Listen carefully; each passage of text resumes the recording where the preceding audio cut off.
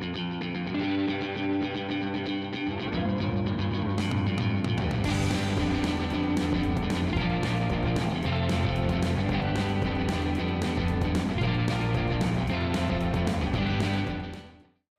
and welcome to the 17th episode of Aaron Walker Art Talk. I'm Aaron Walker, and I'm again joined by Austin Batchelor. Austin, how are you?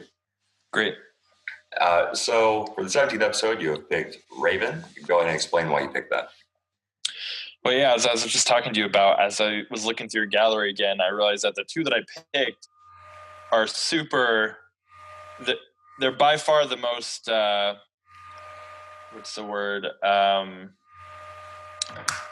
composition, like clean, super clean composition with really high contrast background. So like the Raven one is this black and white image of a raven with stark red square in the background. The same with the Garrett one. It's black and white almost.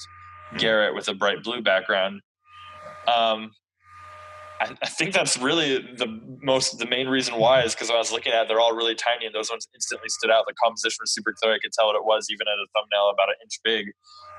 And I'm just a sucker for really clean, colorful. I mean, like this one up here, I love this, even though it's basically orange on white with some black in it, but I love really crisp, really well-defined silhouettes and stuff like that. And this Raven one, I think, pulls it off pretty well. So would you say, I'm just trying to get into I guess your head a little bit, would you be, when you look at a painting that doesn't have great composition, as you say, you couldn't tell from a distance what it was, are you viscerally repulsed? Or what's the attraction to the sort of clean, instantly accessible art? Right. Well, the way I see it is as an artist, right? We live in an age with cameras and video cameras and stuff like that, right? So it's what any good are we as an artist, if not to interpret what's around us and make it better than what it looks like in real life, or at least something more in a sense, right? Because if all we're doing is we're basically a organic photograph, right? Then either, I mean, it's just pointless, right? Why? It's going to take us way longer. It's going to have way more imperfections. Why not just take a photo unless we're adding something more to it? And I think that in doing that, if you can't have a good composition in the beginning, which for those who don't quite know what that means, the way things are organized on the canvas and the way things are framed, if you can't do that well, then it's almost well, why even look at it? I can't even, it's, that. I think that's the kind of core fundamental part of any piece of art is the composition. And it's the reason why, I can't remember his name. What's the guy that does all the colorful blocks with the primary colors? Oh, I know exactly who you're talking about. But no, I do not. I can't remember the name. Right. I can't remember his name either. But the reason why even something as simple as that, where it's broken down to nothing more than rectangles and squares, can still have such a visceral action for some people is because of the composition, which at the core, I mean, whether it ranges from complete crazy, ridiculous abstract art where it's nothing but scribbles and stuff like that, all the way to the most representational, well-painted, Mona Lisa type stuff. The thing that is at the core, no matter what type of style you're painting, is going to be the composition. And so I think when I see stuff that's not that doesn't have good composition, I'm not disgusting. Look at this garbage. It's more I'm just kind of I just don't notice it. It's just kind of it blends into the rest of the world around me. You know what I mean? It's the same reason when you walk outside in the morning and you see the sunset behind the mountains, it's just this is breathtaking. It's beautiful. You know what I mean? You're in awe when that same exact mountain range right in the middle of the day, you can look at it and you don't even register. You just walk by.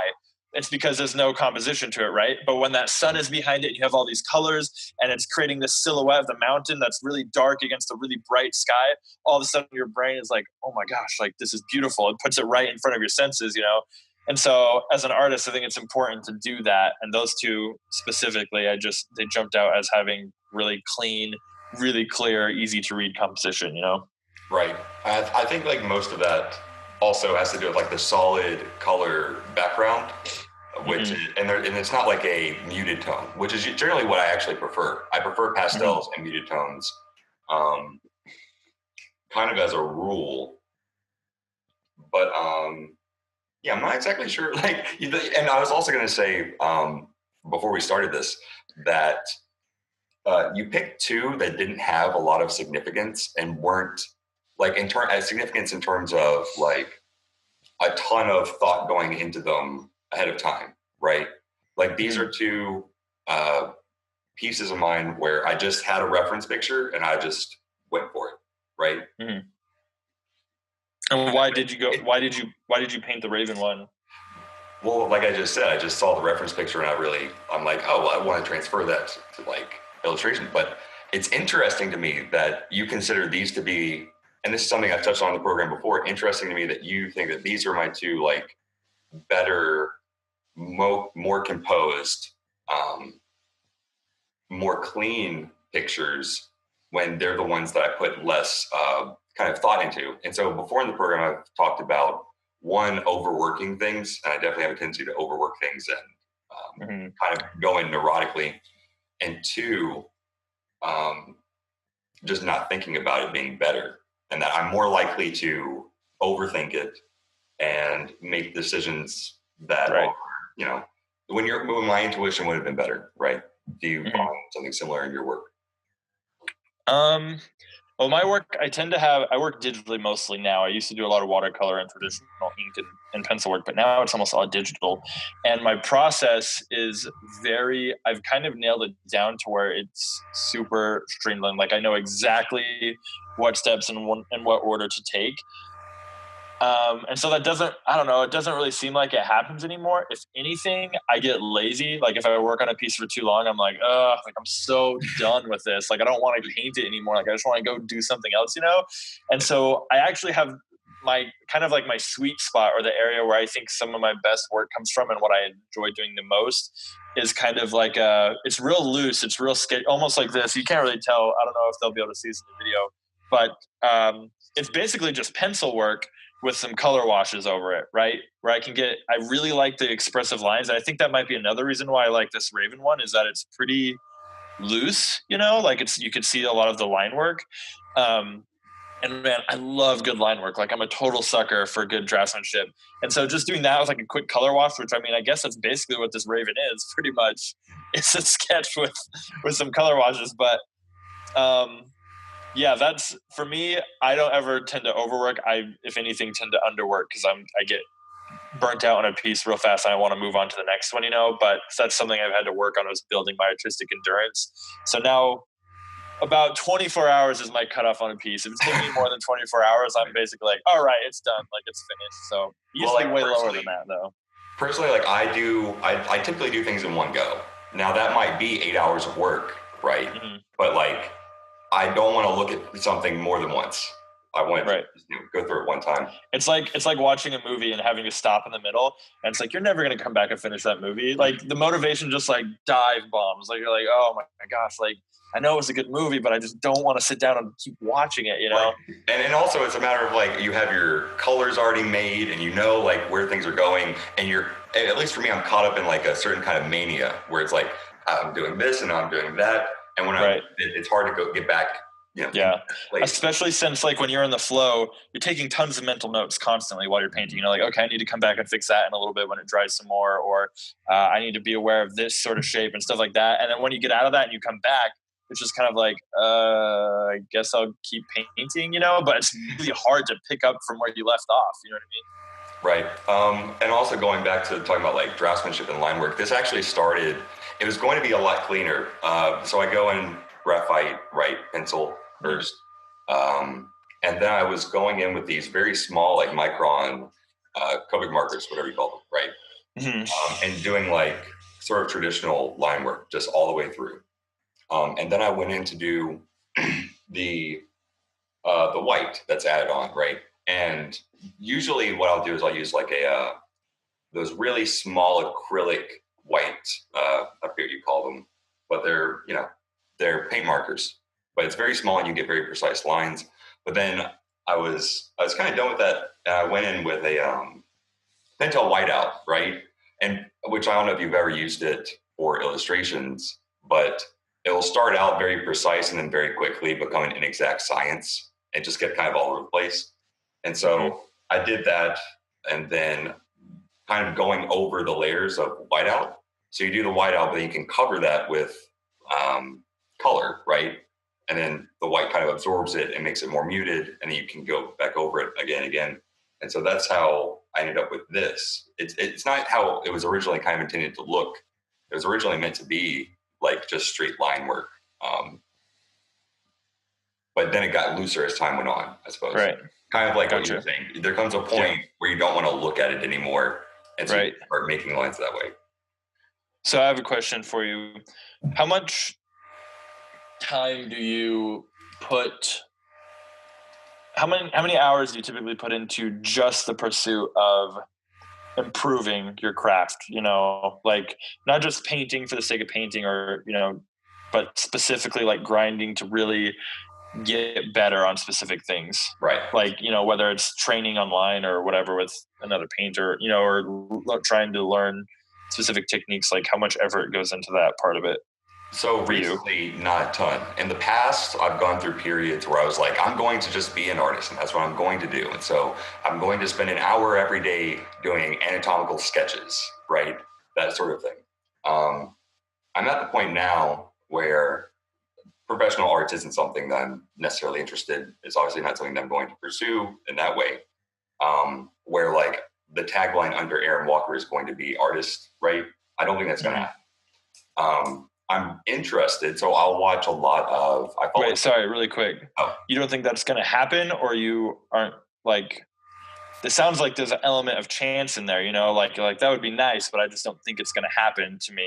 Or is it like you consciously have been like, I don't want this anymore? Or is it because you think that's just not as much of a likely possibility? It's not something I'm going to pursue. So okay. I don't think that I'm going to pursue like every day becoming, because I look at the works of like Raphael and Michelangelo, and I'm like, like if I'm not going to pursue that every day, then it seems to me like it would be a point. It's almost like a waste of my time, right? And I don't want to like explode this into like an abstract, like the arts are dead, and like like what's the point? I hope they're not dead, else I'm out of a job. Yeah, well, in the sense of like the classic eternal art is dead. Like if people are, I don't want to go there and just say, well, all the great art has been made, and so what are we doing, right? But I do think that it's not something that I want to pursue in that way. I do, however, put time into still looking up new techniques that I want to play with. So on Instagram, I follow a ton of like professional artists that show how, they go about their craft. And that's something I'm still interested in. But to answer your question, like right now, I'm not doing like hour-long, sketch sessions to try to get better. Gotcha. So on this Raven one, one last thing, I guess. When I looked at it up close, well, first, what's it painted on? Is this just like in a sketchbook? Because it looks like there's a scene there in the corner. So this is on. Oh, there it is. Yes, sir. No, this is on heavy Bristol paper. Okay. And so layers of Pentel kind of. You'll end up breaking regular paper if you do that. Right. Yeah. Yeah, my traditional sketchbook is definitely taking a beating. It's like, it's toned paper, but I've done acrylic in there and watercolor on stuff, and it's like barely, the spine's like, please stop putting water in me. I'm a book, not a painting, not a canvas. I wasn't made for this. Yeah. So you're saying you're like, you waterboard your sketchbooks? Yeah, that's it, pretty much. I have a question for you also. So you mentioned selling your stuff. How do you go about pricing your work personally? So I used to go sell at the Frenchman Art Market in New Orleans. And so there's actual people there, right? And so I had prices being just kind of thrown around. Typically it's just kind of what I think that one, it'll go for, and then the extremes of what I am personally comfortable with, right? So I've sold a painting that was a little larger than this for $300 and felt totally fine doing it. I'm not, the justification typically that people do is hours worked. So it's let's say that I got paid minimum wage and I put like 20 hours into this painting, right? Like, you're not going to get it for super cheap, right? But then let's say that, I also have been working on like this skill for 5 years or something, 20 years.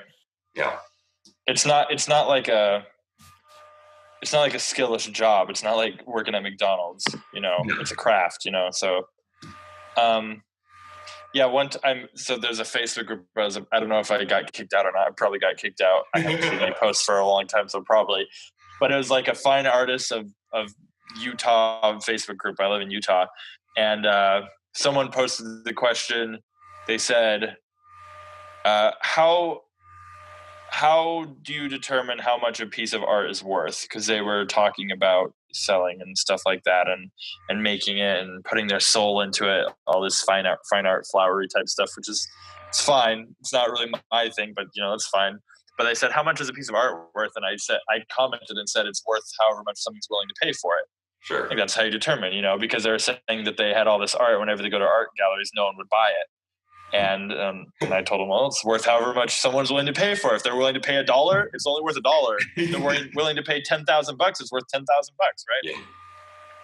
And man, they freaked out, like tore me apart. Like, it was like I can only imagine that they read it. They just like took their keyboard and threw it against the wall and just like, how dare he?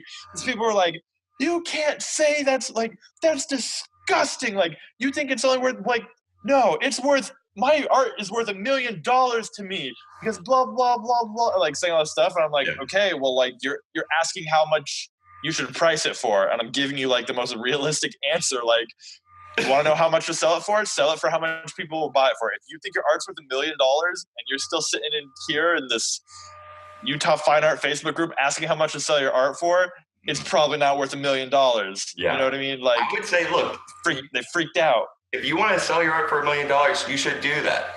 But then if a month goes by and like it doesn't sell, maybe you should decrease it 5%. Let's say, and just start. Yeah.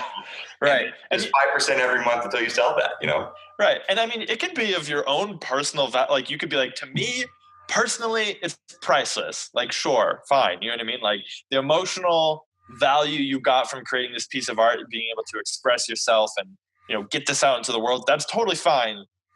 But if you want to sell it, you can't just, like, if you're going around, like, it's basically like if Walmart was selling stuff and people are coming to their store and they're like, this is worth $5,000, and someone's like, no, it's not, that's a flip flop, and they're like demanded, like, yes, it is this valuable to you. Like, I can decide how valuable something is to you. It's just absurd. Like, you can't do that, but that's kind of like what they want. Flip flop. It's a lot of work to get it here.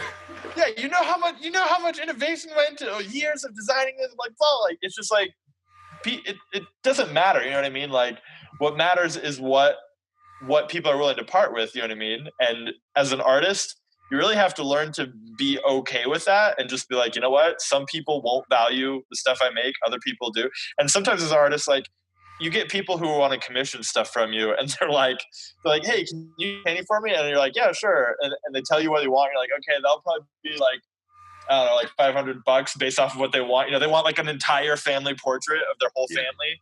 And you're like, okay, yeah, that's going to be like $500, $600, $700. That's going to take me probably 2 weeks. And they're just like, I was thinking more like $30. And you're like, do you what? Like, that's gonna take me like 100 hours to paint. Like, are you joking me? And they just don't value it. And you have to be okay with it. You have to just be like, well, I guess I'm not doing business with you. Not everyone appreciates art. Other people will be like, I'll pay you $10,000, and you're like, sweet, I'll do it. There was I just had this lady, and so like I just had this push to sell art right online, where I like slashed my prices on the online store, and like a long time ago. I had this lady come up to me, and she was like online, not like in the physical. But anyway, so she was like, hey, I'm interested in this oil painting you have of a alligator. I think it's really cool. I really like it. I saw it on Instagram. Like, what do you want for it? And I was like $150, let's say. And that's whatever. And she's like, okay, like I can do that. But I need like this amount of time to get that money together. I just have this payment, blah, blah, blah. And so the time passes, and she ends up saying, well, I can't right now, right? So then fast forward to recently, I like bring the price down significantly, and I go to her, I say, well, now it's only this much. I don't know if you're still interested. And she's like, she doesn't just say, no, I'm not. She goes, no, but I think you should give it to me as a gift. Jeez, man. It's ridiculous. People are so entitled sometimes. It's like, oh my gosh, it's absurd. It's absurd, man. And like, the thing is, they act like a lot of people, it's like kind of two sides of the same coin, right? When you're in school, when I was in school anyways, in public schools, I was told all the time, like, you should maybe pick a more realistic career path, you know, or if you're interested in art and design, you should probably do like graphic design, you know, like packaging and marketing and stuff. But I was kind of like, no, like I like drawing like monsters and like creatures and animals and stuff. Like I want to do that, you know? And they're like, well, you know, maybe you shouldn't do that. And they act like that's not like a viable, like art is not a viable career path. And then on the flip side, people, when you do decide to do art, like you go through all the insane amount of work, like so many hours of like really honing your craft. And then people on the other side are kind of like, what? Like it's not that hard. You like, I think part of it is that like, oh, you do something fun for a living. So clearly it's not like your time isn't as valuable because like I do it. I hate my job. So I deserve a lot of money for it. You like your job, so you don't need that much money. Like the work is the reward, you know? And the ridiculous thing about the first part too, about, you know, there's not a lot of art jobs out there, is it's like everything in this that comes to production, you know, like my phone, the iPad we're having this conversation on, like the lamp behind you, like the house that you're in, everything. An artist at some point has to design it before it ever gets produced, right? Like it's not like they didn't just go to the milling machines and be like, all right, time to make this lamp. What is it going to look like? I don't know. Just start milling something and then put it into production line. Right. Everything around us has to be designed by an artist at some point. Album covers for music, movies, all this stuff. I will say, just before we pass it up entirely, that the point you made about people telling you that you probably shouldn't be an artist, I do take like the Jordan Peterson approach. That's probably good advice. Like it's probably for most people that you talk to, like unless you're in like the 1% of like arts, you're probably not going to be able to, it's not a viable career choice for you unless you're in like the upper 5th percentile of whatever craft it is, right? Whatever, if it's singing or you want to be like an NBA player, like if you're not in the upper echelon of people in that field, you're not going to make it as a professional. So it's probably good advice to give to people. I don't even know if I agree with it because like I said, there's so much call for artists out there. I looked it up one time because I was doing a workshop at a high school where I was talking about it. And it's something like just the entertainment industry as the pre-production side of entertainment industry. So like storyboarding, concept art, like practical effects, like sculpting and stuff like that, maquettes. Just that side of things is like a $35 billion industry. We're not even talking about like the movie part of it, like hiring actors and directors and that stuff. Just like the art side of things. And that's just in the entertainment industry. Like there's so much stuff out there. But I think but the liberal arts are like the schools are like pumping out like generations of artists. Like no, they're not. They are not. No, they're pumping out generations of people who have an art degree, which is not the same as an artist because there are so many. So I went to a year of college and I was like, this is the biggest waste of my time ever. Like I could be learning 5 times this rate if I had a laptop and silence, you know what I mean? Like it took me time to just really sit down. Yeah, and so I dropped out, and all the people who I was in school with who have art degrees, all of them have graduated now. 0 of them are artists. 0. And it's not because they don't know how to paint. They're decent painters. Some of them I would say are better than me, and I do it for a living. I make a really good living, right? I make 6 figures doing what I do as an artist. And it's not because there's not a need for artists. It's because the mindset that college put them in was kind of like, hey, I have my degree, give me a job. And that's not how the world works, especially when it comes to art. The way it works when it comes to art is you make really good stuff, you get it in front of people, and then people are like, hey, I like what you do, I want your stuff. But they don't ever learn how to really promote themselves. They don't learn how to build a brand. They don't learn how to get out there, you know? And I mean, I guess it depends on like, I think as far as Jordan Peterson's advice go, because I really like him, I like his stuff, but I think there's some people who think I want to be an artist and I just want everyone in the world to love my stuff and I want to be filthy rich, right?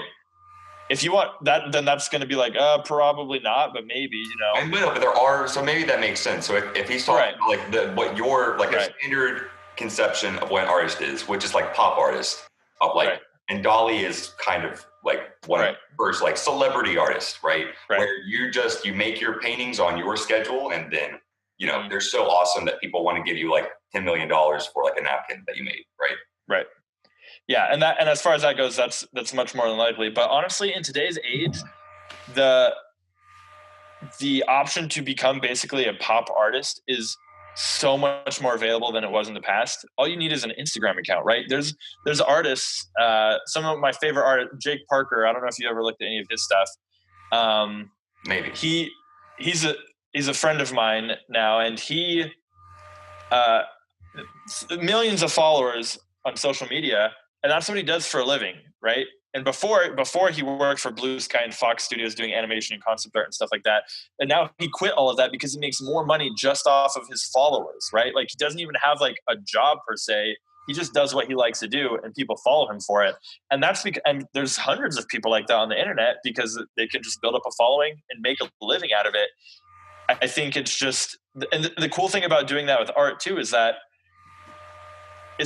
if that sort of a lifestyle doesn't work, you still have a valuable skill to go get a 9-to-5 job as a designer for some, you know what I mean? Like whether it's, industrial design is huge. Like furniture, lamps, chair, everything needs to be designed. Huge market for it. But the problem is that a lot of artists are, like you mentioned, kind of like the uppity, like I'm not going to draw a couch for you. Like, how insulting, you know? It's like, okay, well then you're not going to draw at all probably, but I don't know. I guess there's some truth to what Jordan Peterson said, but I think also a lot of schools, because they focus so heavily on the academic side of things, definitely downplay the need for artists in society. Right. Well, Austin, we're coming up on an hour here, so I'm going to have to cut this one a little short, if that's okay with you. No problem. Yeah, that's fine. All right. I can get going sometimes, so. All right. Well, thank you, Austin. I appreciate it. No problem. Have a good one.